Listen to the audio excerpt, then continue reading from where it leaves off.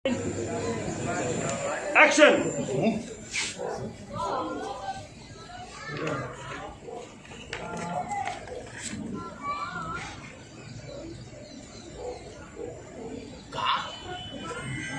चंदन हुई पूजा पाठ करलनु भगत जे हवा।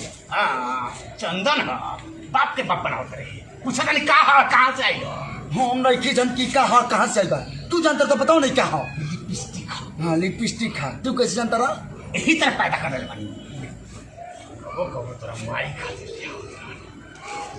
हम लगाई ना कि हमरा के हॉल समझता एगो बात से माना ना बिगाड़े ना बिगाड़े थी आज लिपस्टिक आई है बिहान काजल आई परसों कौन लड़की के हाथ पकड़ के घर में लेके आई। हाँ तो सिक्योरिटी गार्ड लेकर घर में बैठल रहे बता लड़की का वो करियो लेके ना आई।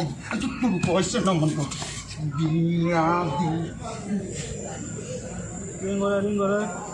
का हो ना।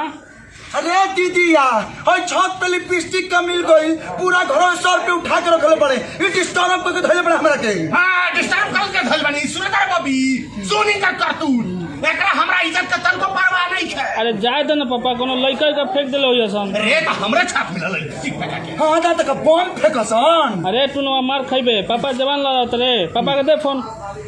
बोल स्पीकर पे सुना था। हां बोल बबी। ए पापा कहीं कोनो देखना हरु ओल्ला हसन कि ना। ए का देखना रू सोहनियो के ना काजल वाली पूछ के हम बेटा हो के बेटिया संग दुआर पर छोड़े जाए कोनो नहीं खसन आवल तो हम हो गइल बने हम खुद तो अइबो ना करी हसन पूरा जवार में दहेज के लालची बाप के नाम से जे बिख्यात भइल बाड़े। तहनी के तो समझेबू ना तहनी के तो मुंह लागत नहीं के अगर हमारे बाप न रहते ना तो 2-3 किता के सिंगर पर ठोक दे रहती। ए बड़ का मत बोल फोन रख।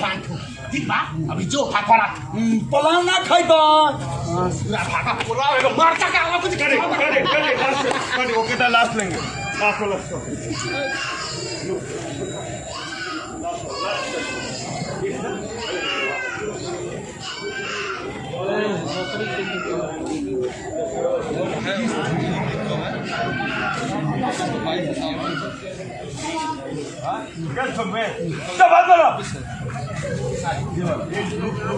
वो लास्ट शॉट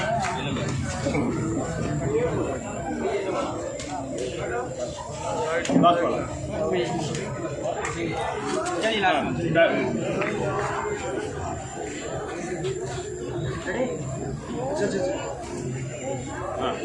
कैमरा एक्शन।